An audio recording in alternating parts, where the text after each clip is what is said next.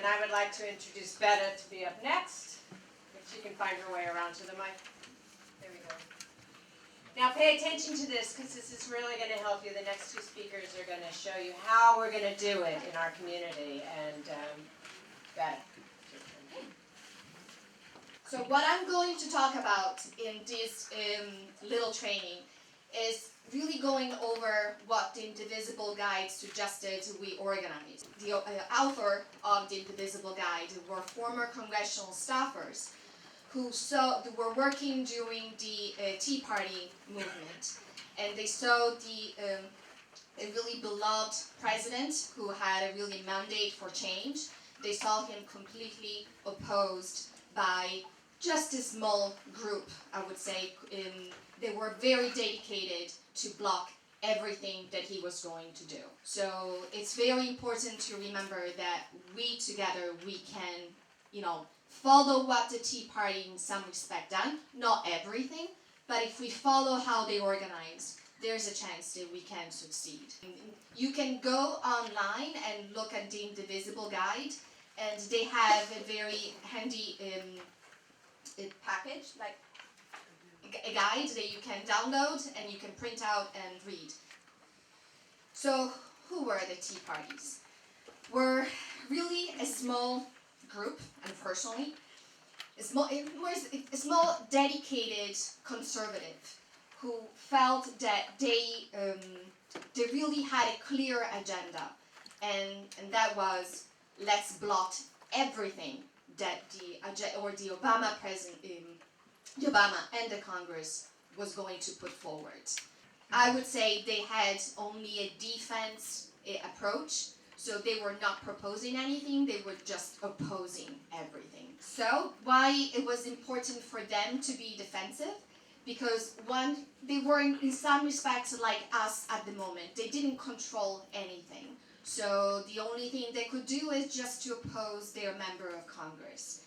They felt that every concession that any member of Congress was doing was considered like a betrayal for them. So they called them traitors, and they really hold them accountable for every vote they did. Especially, again, they did it towards their Republican members, but they pushed every Democrats to really back away or not being very strong in their position and all hold over their position and be proud of them. If you remember the ACA, when it was done, most of the Democrats during the election in 2010 were not really defending it. They were quite, silent. So we won't do that. And we cannot do it positive. Really, we have no power. You just really have to remember. So for the next 2 years, we cannot set any federal political agenda. We have to, again, the words there that they say, that the progressive tend to make the perfect the enemy of the good, and to say, let's not try to do it this time. So we have to remember that one of the main factor for any member of Congress is that they want to be reelected. Yes, they have ideals, they want to implement it in Congress, but they really want to be reelected. So they run every 2 years, so either they are in mode in running, or they are preparing for running. So what we have to do, we really need to put on pressure on what can make them look bad in front of the media or the public when they are in running, because they will have, we want to attract bad press to them. So one thing that I wanted to make clear is that the member of Congress want their constituents to think well of them.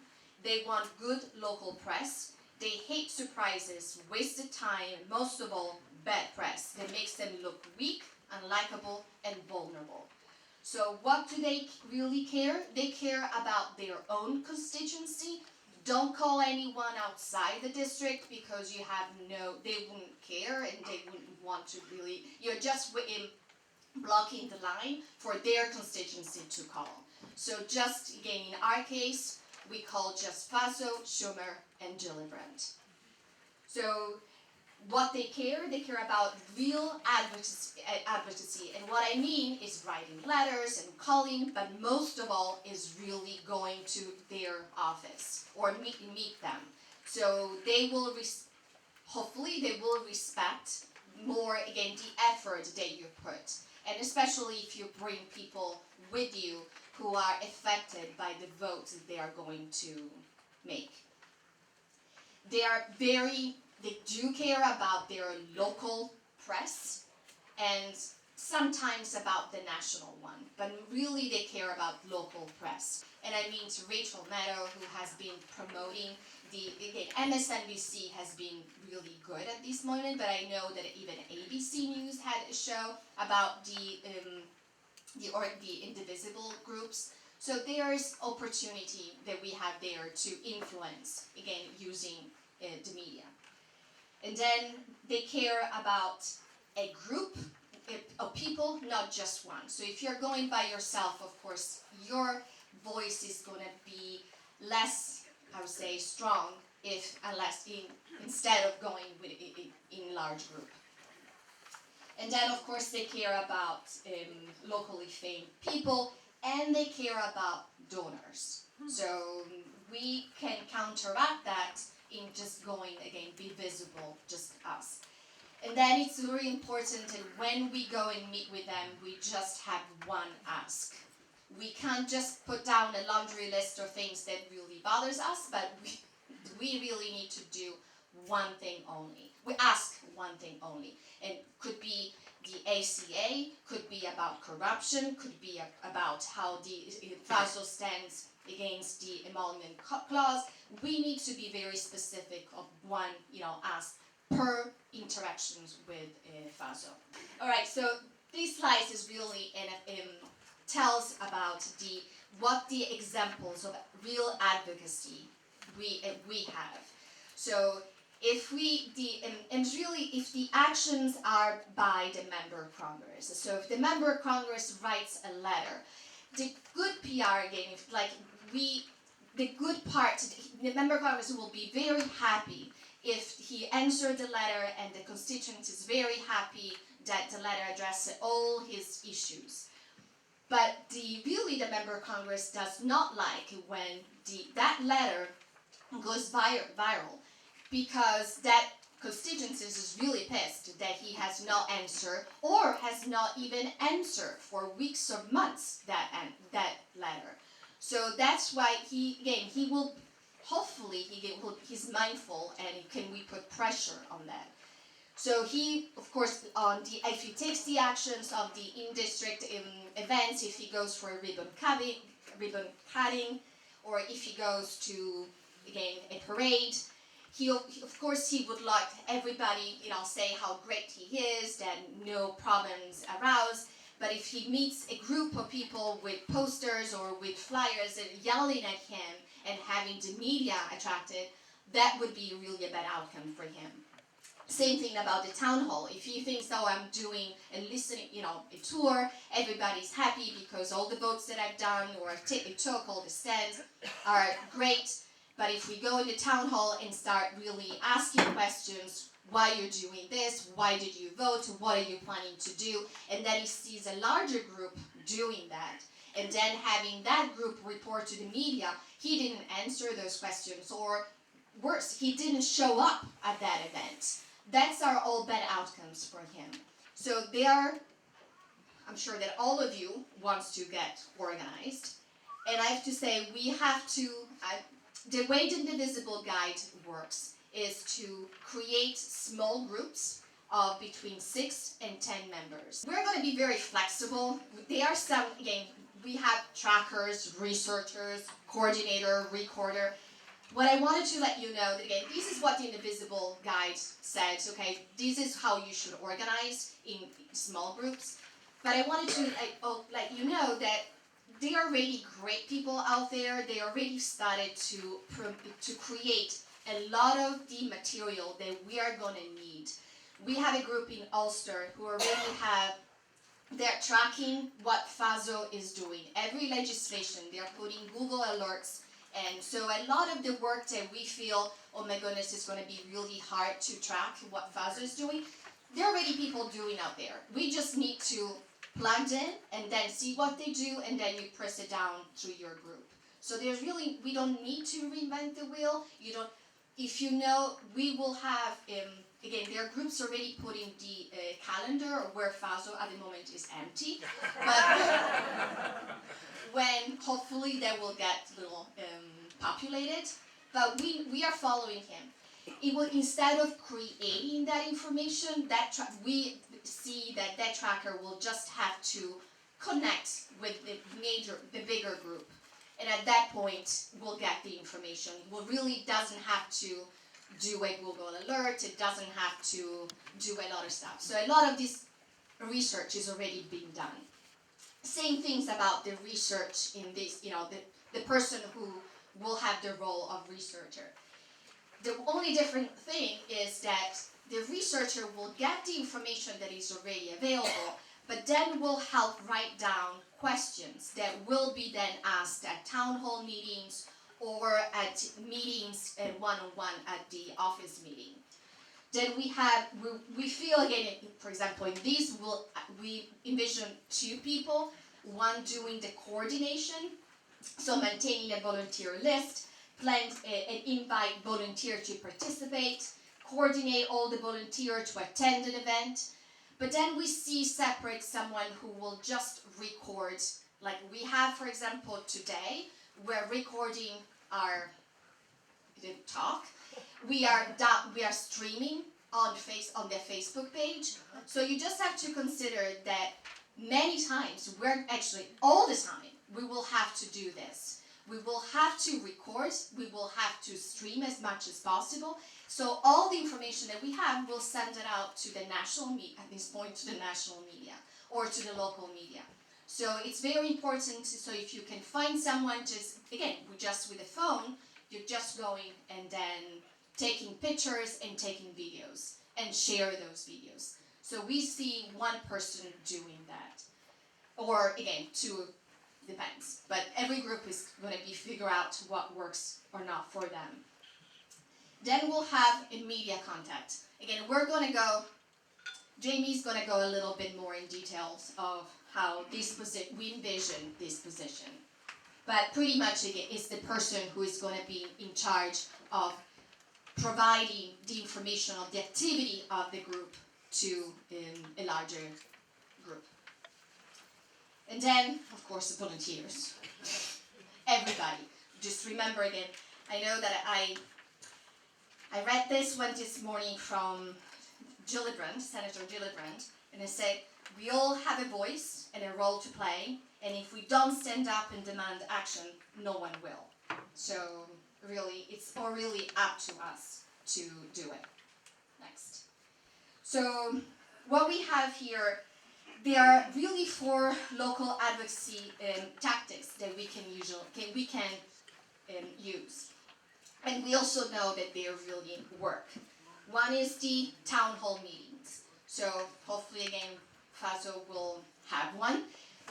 But I also wanted to let you know that if he doesn't host a town hall meeting, we will host a town hall meeting. And we will invite him. And if he doesn't show up, we'll let the media know that he's not coming. Of course, we'll be very cordial. We'll give him plenty of notice. We'll give him many dates to choose from.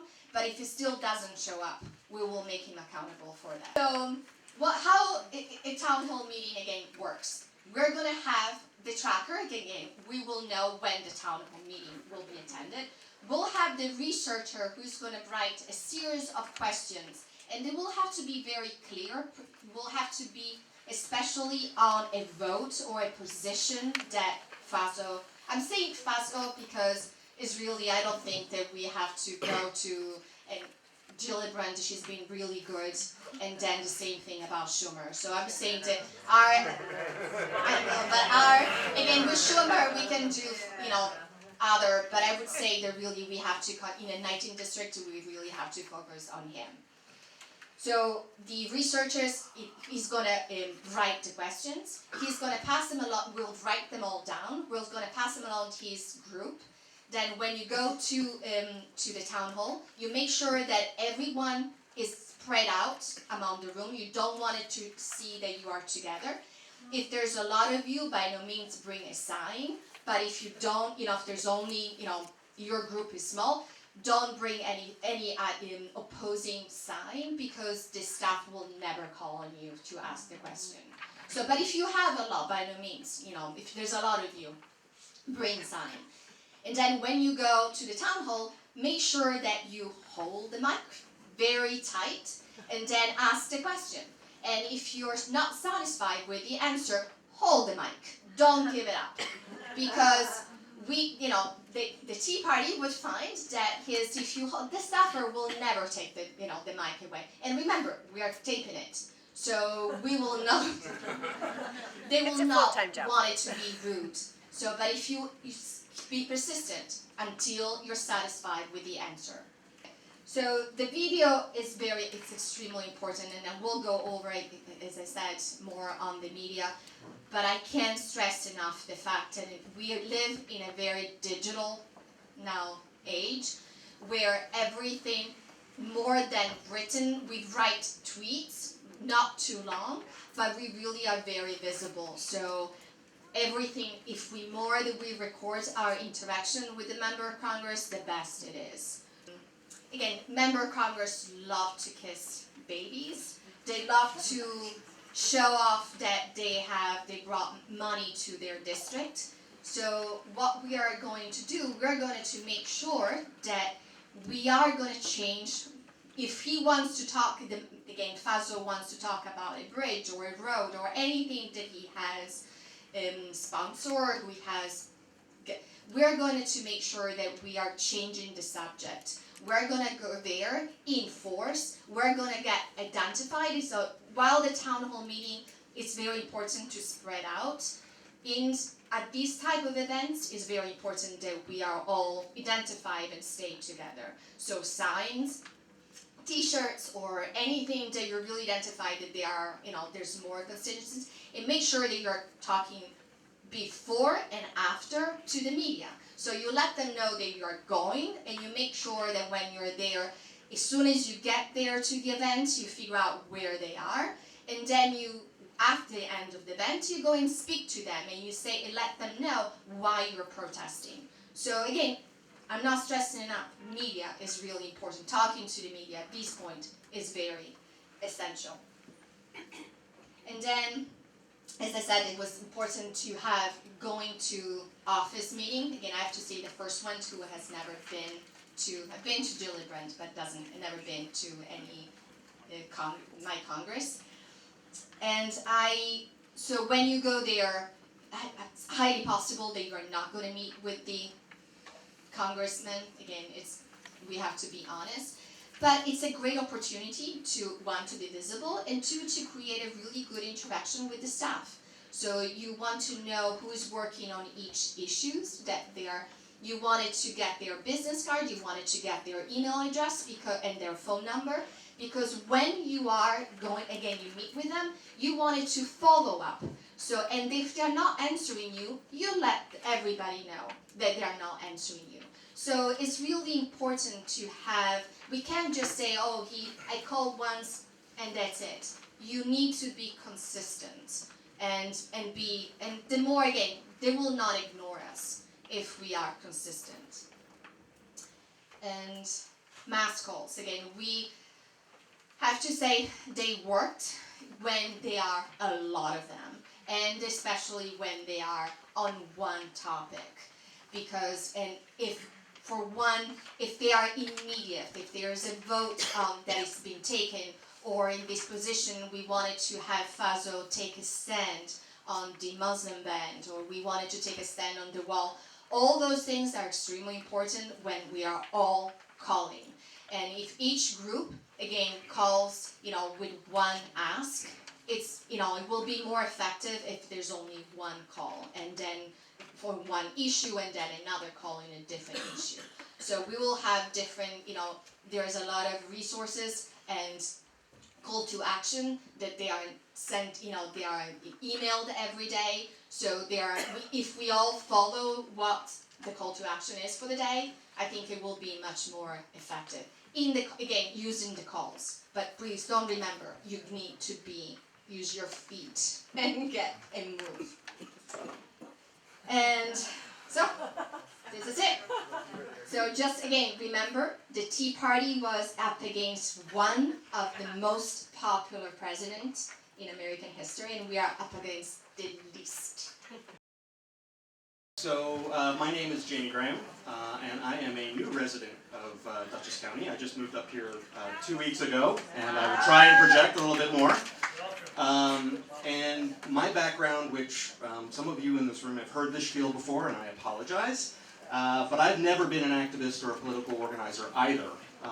What I have done is taken on seemingly impossible job after seemingly impossible job and made them work. I was an investment banker where I had to put together 60-page presentations in a matter of 4 or 5 days. That wasn't hard enough, so then I was an entrepreneur and had to try and figure out how to build a business from scratch. And now the other reason I'm up here is I'm trying to write a novel that's 600 pages long. So everything I've done since I graduated college was about trying to do this thing that, if you looked at the end goal, seemed impossible. But there's one lesson. So 2 important points to focus on before we get into the nuts and bolts of how we're going to make this organization work. One is, bear in mind that Indivisible is not, this group is not actually part of the Democratic Party. We are very closely aligned with them, but we are, like the Tea Party, our focus is on influencing them. One of the bullets that I think was in the previous presentation was about how the Tea Party was about stiffening Republican spines. And to the extent we do have representatives of the Democratic Party here, we are 100% behind you as long as the spine stays stiff. All we can do now is to focus on all the horribleness that is coming out of DC and try and stem that tide and push back. So that then leads to what I was saying before, step by step. What we're doing right now is step 1. That's organizing. And after we organize, then we are going to focus all our efforts on influencing the existing members of Congress.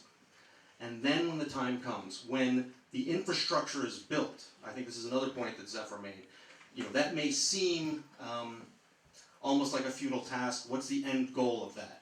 Bear in mind, look around you, see how many people are here. This will be an infrastructure that can then be turned towards positive action when we have the opportunity. But this is not England. We can't call special elections. We've got to wait till the time is right. And then at that point, we will identify candidates, and we will drive voter turnout. Yeah. Next slide. So let's talk about the group structure. And I've started with just your groups. I mean, some of you are here representing larger groups, and I think we're going to be talking tomorrow in Gardner.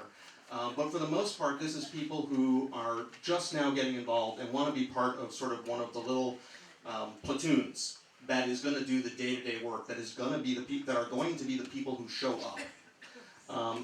And you don't have to worry about it being too complex. The 3 of us and some other folks, and then folks across Dutchess and across the entire Hudson Valley, are going to work very hard to give you a structure that is going to help you and support you. One way where that's going to happen is where Beto was already talking about how much information we've already gathered on FASO, how well we're already tracking him if he would ever actually move.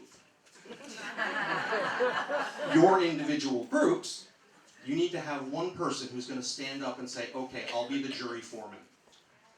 And then Beto, to a certain degree, talked about the way Indivisible lays out the roles. The way we see it is a media person, and that'll be somebody who will develop the local relationships with media. And so when people show up and they need to be greeted and they need to be directed towards people who have those individual stories that we just talked about, when it comes time to contact them afterwards, that's going to be the media person. Recording is a full-time job, we think. And so although Indivisible talks about it in terms of one role, we think that they should be 2. We think there should be one person who's going to take it upon themselves to say, okay, I will get the story to the media, I will get them to come, and then I will communicate with them afterwards. Someone else will create the content, and that's the recording, that will then be shared. And then we've got a research person, as Betta said, research and tracking for us are essentially the same, because we are going to loop you guys in to all the information that's coming in. Now, to the extent you do have that uncle who has, knows that FASO is going to be doing a breakfast presentation at his company, yes, then contribute it back. But for the most part, you're not going to have to be reinventing the wheel there. And then action. This is the coordinator. I like the word action better. That's the person who's going to make sure everybody's doing what they're supposed to be doing at an individual event. Each event requires organization. It has a lot of little nuances that need to be handled.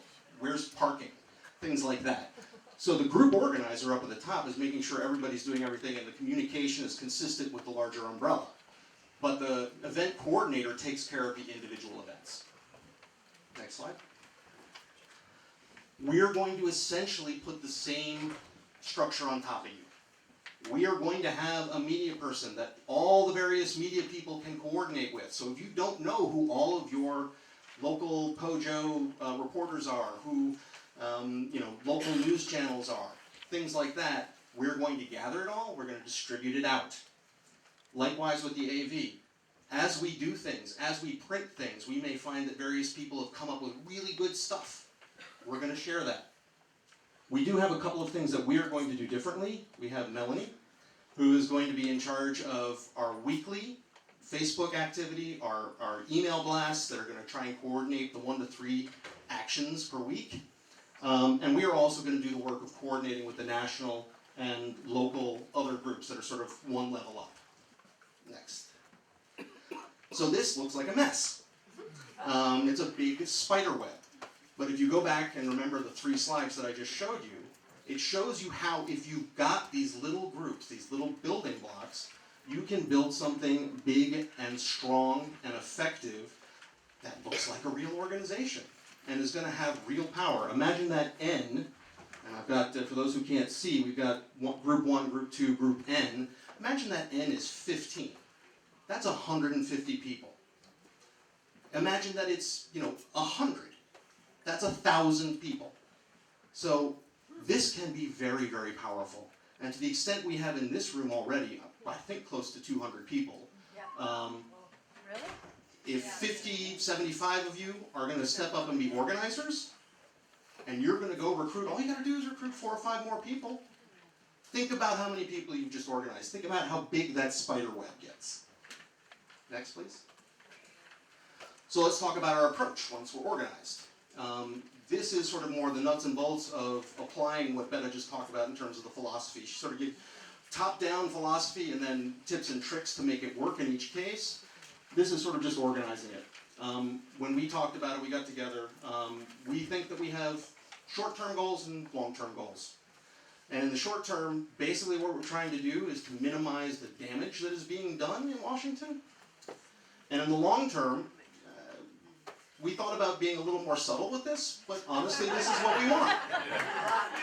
We think we've got someone who's quite possibly corrupt and very likely mentally impaired running the country. And we also think FASO is a weasel. So we want to get rid of both of them. We've already talked about the strategy and then how that breaks down into tactics. I did want to share a couple of thoughts from my own history of doing this sort of thing in other contexts. Long-term and short-term goals don't have to be mutually exclusive, right? So if you show up and make a stink about the ACA at some ribbon cutting, where he wants to talk about the fact that he's opened a new rec center, you are not only hopefully influencing him not to gut the ACA, you're also making him look weak so in 2 years he fails to be reelected. And then the other thing is, this can, even when you break it down to groups, especially if you've all signed up like I have for all the emails and all the Facebook groups and everything, and you get literally 24 emails a day of all the things you need to do, you don't have to do them all. The group wants to be doing most of it, but we're going to coordinate amongst ourselves 1 to 3 each week that we will all agree to do. And to the extent you have extra energy and you want to do more, that's fantastic. And if you happen to be in Florida that week and you can't make it, that's okay too, because we're all going to step up for each other. And if we have 1,000 people but only 500 make it every time, that's still amazing. And we've already talked about distributing work, continual activity. Can't stress how important that is. you can have the most energy possible right now, but if it peters out by March, it won't have any effect. They will just feel they weathered the storm and it's over. So let's talk about coordinating. How are we going to do this going forward? First of all, you have to organize your groups by coming here and talking to me afterwards if you're going to be an organizer, but also by registering on Indivisible. I also have a little group, and some of my members are here. Gully's right back there. I've had 6 people reach out to me. I had no idea who they were through the internet just by being registered on indivisibleguide.com. These are, and realize, what's the stat, Zephyr? It's 33, 33, 33 in Clinton? Yeah. So I realize that every town around here is different, and some are even redder than that. But there are a lot of people who just assume that District 19, certainly parts of it, is red, and they kind of keep a low profile. But look at how many of us there are. And think about how many more of us there would be if it wasn't so intimidating. So get out there, put your group up on the website, and you will have inbound traffic. You know, speaking as someone who tried to start several businesses, you get some bang for the buck for advertising, and that's real hard work. Those are customers that are really hard won. The companies that go huge and have IPOs and become Facebook, they do it because people want to do it. And we have that opportunity here. Again, I just look around you. There are at least 10 people for every person here, some of them because there were competing events, who want to help. So get out there, get active, we will support you, you will have more people come to you. We will do monthly meetings at this level. We'll restrict those really just to the organizers so that, not everybody feels like they need to come. These are the people who are going to hold their hands up and say, I am going to be there to coordinate. I will be available. I will respond to emails when they go out. I will be on Slack, which we'll talk about in a second. I will use those tools. I will get my people organized. Then you in each group, we are going to help you with this. We are going to try to make sure that we are all talking about the same issues Dutchess-wide and New York State-wide and even nationally, depending on which issues we're talking about at the time. Nominations, that's national. ACA, that's FASO, because he's on the committee that's creating it. Communication, this is as important as coordination. There is a weekly email blast. A lot of this is on the handouts that Melanie gave you guys. When you go home, sign up for the email blasts. Go to the Facebook page and like it so that we can give you all your communications. In addition, if we have your email, we are going to invite you to our Slack group. Slack is a technology that is very simple. It's essentially a chat room, if you remember those from back in the day, that allows you to have both direct communications but also divide group communications along channels. And so we've already put one together that has media, that has event coordination, things like that. And if you are the person in your group, that is where you can go to share information and know that everybody will get it, and also where you can go get it in return. So that is both for the group communicator as well as the individual roles. And then your own social feeds. So Twitter and Facebook and what have you don't do that much in terms of influencing public opinion if you've just got something that 10 people share or like or retweet. That's not to say you shouldn't do it. One, you want to create a constant background noise of the country is on our side. Two, every now and again something will go viral. So think of the lawmaker in Colorado who got filmed sneaking out of his meeting with his constituents. We have, I dare say almost everybody here has seen that. Something like that happens, you tweet it out, it could go viral, it will help. It can't be our focus. Feet on the ground is still the most important thing. Still get the news cameras there to record you, still get the articles written, still make FASO's life difficult, still let Gillibrand and Schumer especially know that we support them if their backs are stiff. But don't stop doing this other stuff too. And lastly, next slide, I wanted to end with something positive. We have advantages. We have real advantages that the Tea Party never had. One being truth. The real kind. We have popular support on a lot of our policies. Now, a lot of people don't know they support our policies. You know, there's a famous story of the folks in Kentucky who are, red, and rabid anti-Obamacare, except don't take away Connect. Well, what's Connect? It's the statewide version of Obamacare. People are actually, we have policies that help people. They like them. Everybody except multi-billionaires. As Betta said with that much better slide, we have a historically unpopular president. And he is already swinging a wrecking ball through DC.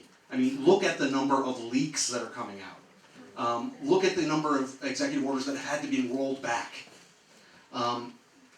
We are in a very ripe environment to do what the Tea Party did in a not very good environment. And we're part of a national movement. I mean, every one of us is going to go home and see all of this on the news. You're going to see it on your various social media feeds, which is another reason why you want to keep doing it. We are not alone, and in fact, we are the majority. Nixon famously said he was looking for the silent majority. I would say we were the complacent majority, and we're not going to be anymore.